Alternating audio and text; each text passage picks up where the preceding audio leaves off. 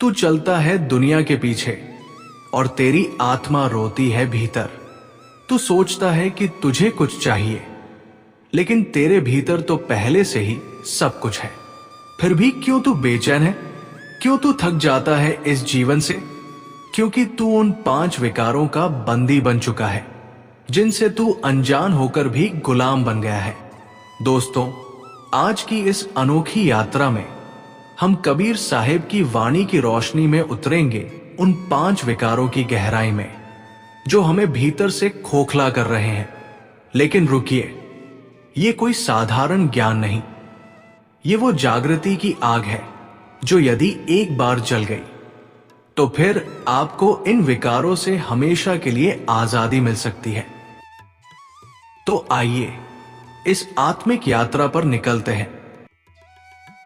पहला विकार, काम, वासना। काम, क्रोध, मद, लोभ की देखी माया ठग। मन को जो न संभाले सो डूबे भवसागर। क्या आपने कभी सोचा है, जब आप अपने विचारों पर काबू नहीं रख पाते, जब आपकी नजर भटकती है, जब आपके अंदर कोई लालसा जन्म लेती है, तो उस क्षण आप कौन हैं? आप स्वयं के मालिक नहीं, बल्कि अपनी इच्छाओं के गुलाम बन जाते हैं।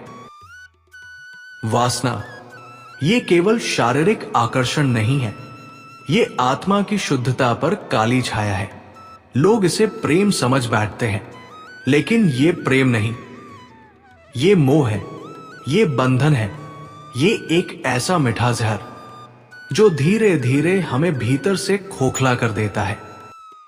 कबीर कहते हैं, जिसकी आंख में काम है वो प्रेम को पहचान ही नहीं सकता। प्रेम निर्मल होता है, काम विषैला। प्रेम आत्मा को जोड़ता है, काम आत्मा को तोड़ता है। तो समाधान क्या है? कबीर की वाणी हमें अंधकार से प्रकाश की ओर ले जाती है। नाम जप। जब मन भटके, जब नजर किसी वासनात्मक दृश्य की ओर खिंच जाए, तो उसी क्षण राम नाम का जाप करो। राम राम राम। हर जप मन के विकारों को धोता है। हर जप वासना की आग में शीतल जल की तरह गिरता है। दृष्टि पर नियंत्रण। जो हमारी दृष्टि देखती है वही हमारे मन में बसता है, इसलिए आंखें वही देखें जो आत्मा को शुद्ध करे, क्योंकि जो देखेगा वही भरेगा। अब सुनिए एक सच्ची घटना। एक युवा साधक था, उसने प्रण लिया था ब्रह्मचर्य का, परंतु एक दिन वो गिर गया, वासनात्मक आकर्षण में बह गया, और उस क्षण वो आत्मग्लानि में डूब गया। रात भर रोया, पर अगले दिन उसे किसी ने कबीर वाणी की एक पंक्ति पढ़ने को कहा। मन के हारे हार है, मन के जीते जीत। ये पंक्ति उसके अंतर्मन को झकझोर गई। उसे समझ आया, उसकी लड़ाई किसी और से नहीं, अपने ही मन से थी। उसने उसी दिन से प्रण किया, अब मैं नहीं हारूंगा। वो उठ खड़ा हुआ, राम नाम का जाप शुरू किया, अपनी दृष्टि और विचारों को शुद्ध किया, और कुछ वर्षों में वो वही साधक एक ज्ञानी, तेजस्वी सन्यासी बन गया, जिसके दर्शन मात्र से लोग वासना की अग्नि से मुक्त हो जाते। कबीर चेताते हैं, काम को मत सिर चढ़ाओ, ये नरक का द्वार है। जो इसको नीचे लाए वही नर नारायण समान है। जीवन में वासना का अंत आत्मा की यात्रा का आरंभ है। तो आज से, अभी से अपने मन से पूछिए, मैं कौन हूं? क्या मैं अपने मन का स्वामी हूं या इसका दास? और फिर राम नाम की चुप साधना में उतर जाइए।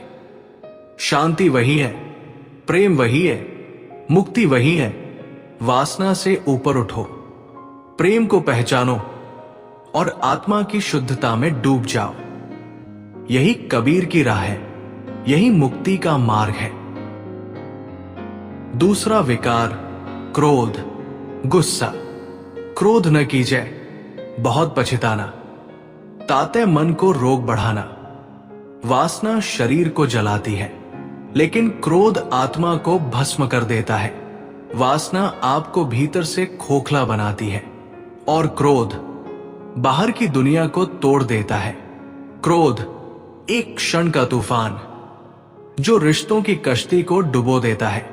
एक पल में आप अपने सबसे करीबी लोगों को शब्दों के तीरों से घायल कर देते हैं और फिर पछतावा, अशांत रातें, भीतर ही भीतर एक टीस, काश मैंने ऐसा न कहा होता। लेकिन ये क्रोध आता क्यों है? कबीर कहते हैं, क्रोधी को न सिखावे ज्ञान, सो कहे बिन समझेगार।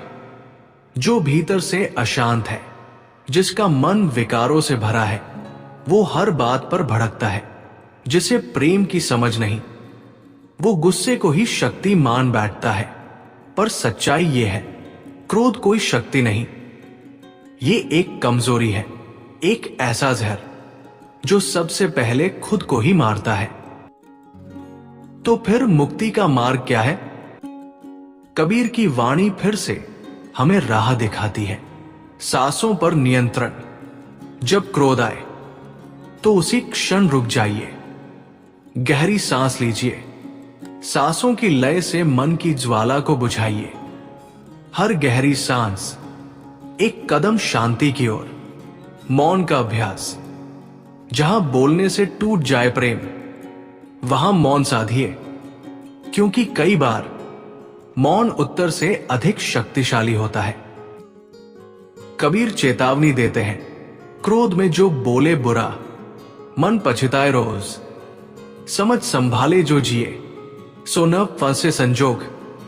क्रोध में बोला गया एक वाक्य सालों की दोस्ती को मिट्टी में मिला सकता है।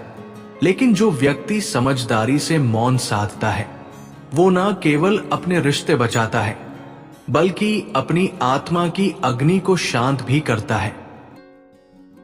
पहला विकार वासना थी, शरीर की परीक्षा। दूसरा विकार क्रोध है, आत्मा की अग्नि।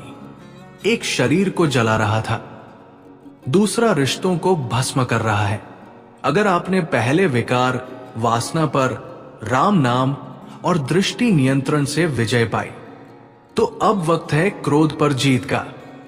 गहरी सांस, मौन साधना और भीतर की आग को शांति में बदल देना, यही कबीर की साधना है, यही आत्मा की रक्षा है, यही मुक्ति का द्वार है। तीसरा विकार लोभ, लालच। लोभी नर के चित्त न चेते, दिन रात धन की चिंता लेते। वासना शरीर को खींचती है, क्रोध रिश्तों को जलाता है, पर लोभ आत्मा को खोखला कर देता है। आपने कभी खुद से पूछा है, जो कुछ मिला है क्या वो कम है? क्या सच में जरूरत है और जोड़ने की, या ये सिर्फ दिल का असंतोष है? लोभ एक ऐसा अंधा कुआं है जिसमें गिरकर इंसान अपनी असली पहचान, अपना प्रेम, अपने रिश्ते सब भूल जाता है। वो दौड़ता रहता है दिन रात, और जब रुकता है तो पाता है कि उसने बहुत कुछ कमाया, पर खुद को ही खो दिया।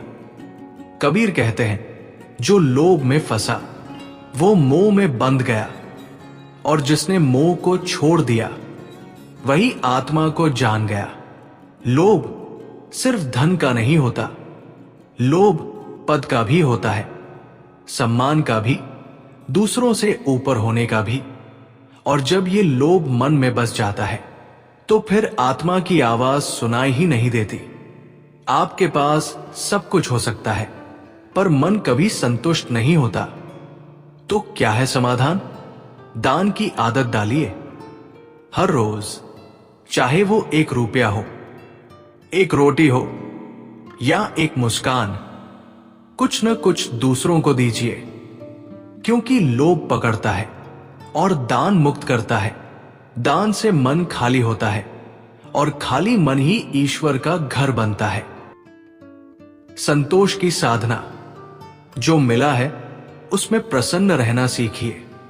क्योंकि असली सुख और पाने में नहीं, बल्कि जो है उसे जानने में छिपा है। कबीर फिर कहते हैं, लोभ छोड़ संतोष साध, हरि नाम में मन लाग। जहां लोभ वहां शांति नहीं, जहां संतोष वहां अनुराग। जो संतोष से जीता है वो कम में भी सब कुछ पा लेता है, पर जो लोभ में जलता है वो सब कुछ होते हुए भी गरीब ही रहता है। 3 विकार। वासना शरीर को गिराती है, क्रोध आत्मा को जलाता है और लोभ मन को बांध देता है। इन तीनों के बीच आपका सच्चा रूप कहीं खो जाता है। लेकिन अब वक्त है जागने का।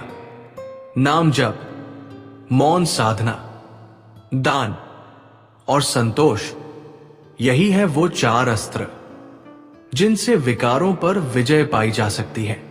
और कबीर की वाणी हमेशा याद रखो, मन के हारे हार है, मन के जीते जीत। अब निर्णय आपका है, मन जीतना है या हार मान लेनी है।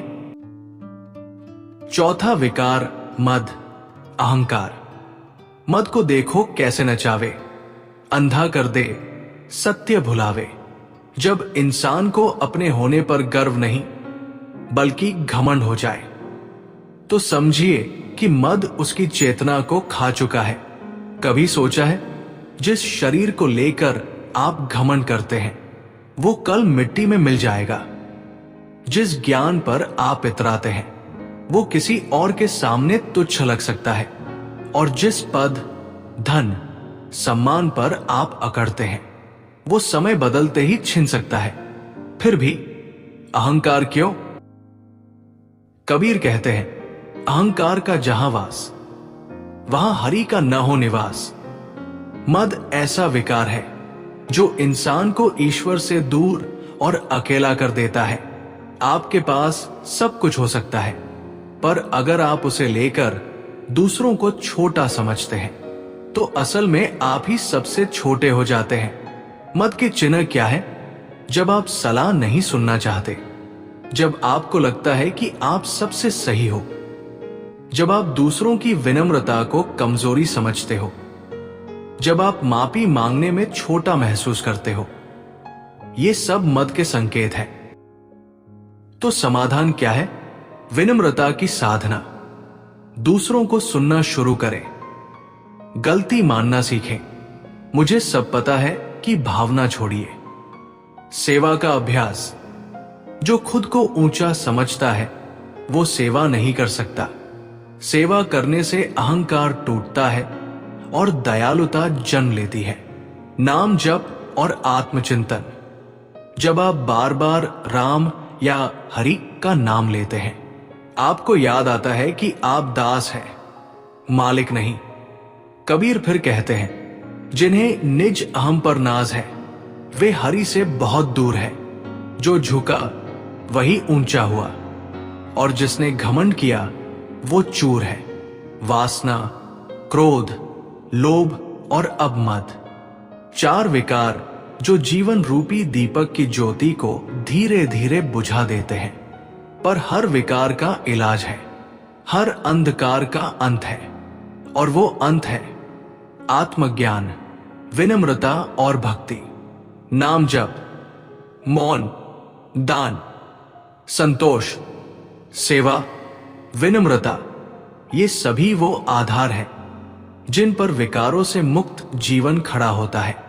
5वां विकार मोह, अटैचमेंट। मोह माया। मोह माया के जाल में मनुष्य भूल गया राम, छाया के पीछे दौड़ा और छोड़ दिया अपना काम। क्या आपने कभी सोचा है, जिस चीज से आप इतना मोह रखते हैं वो चीज कल रहेगी भी या नहीं? जिस इंसान को आप छोड़ नहीं पा रहे वो आपके दुख का कारण क्यों बनता जा रहा है? मोह ये एक ऐसा बंधन है जो बाहर से मीठा लगता है, लेकिन भीतर आत्मा को बांध लेता है। कबीर कहते हैं, माया मरे न मन मरे, मन मरे तो सब जाए। कहे कबीर, मन मारे बिना साधु नहीं बन पाए। मोह कैसे जन्म लेता है? जब हम किसी चीज, व्यक्ति या भावना को अपना मान लेते हैं, जब हम उसकी अनुपस्थिति की कल्पना से डरने लगते हैं, जब हम खुद को किसी और के साथ जोड़कर पहचान बनाने लगते हैं। मोह का मतलब है स्वयं की स्वतंत्रता को किसी और के हाथ में सौंप देना। मोह का स्वरूप पुत्र मोह, धन मोह, रिश्तों का मोह, देह का मोह, ये सब धीरे धीरे मन को बांधता है और आत्मा को जंजीरों में जकड़ देता है। समाधान क्या है? वैराग्य का अभ्यास। मोह छोड़ना मतलब त्याग नहीं, इसका अर्थ है संपर्क में रहकर भी संलग्न न होना। जैसे कमल का फूल कीचड़ में रहकर भी कीचड़ से अछूता। ध्यान और आत्मस्मरण। खुद को याद रखो, मैं कौन हूं? शरीर नहीं, आत्मा हूं। ये सब कुछ मेरे साथ नहीं जाएगा, पर आत्मा अमर है। राम नाम में लगाव। मोह से मुक्त होना है तो प्रेम का केंद्र बदलना होगा। राम का नाम जब जीवन में बसता है तो बाकी सब मोह फीका पड़ जाता है। कबीर फिर कहते हैं, माया तजी मन हरि रसो लागे। मोह मिटे और प्रेम सच्चा जागे। वासना, क्रोध, लोभ, मद और अवमोह, ये 5 विकार इंसान को स्वयं से दूर और भवसागर में डूबा हुआ कर देते हैं। पर यदि तुम जागो तो यही जीवन मुक्ति का साधन बन सकता है। मोह छोड़ो तो प्रेम पाओ, प्रेम पाओ तो राम मिलेंगे, राम मिलेंगे तो आत्मा को शांति मिलेगी।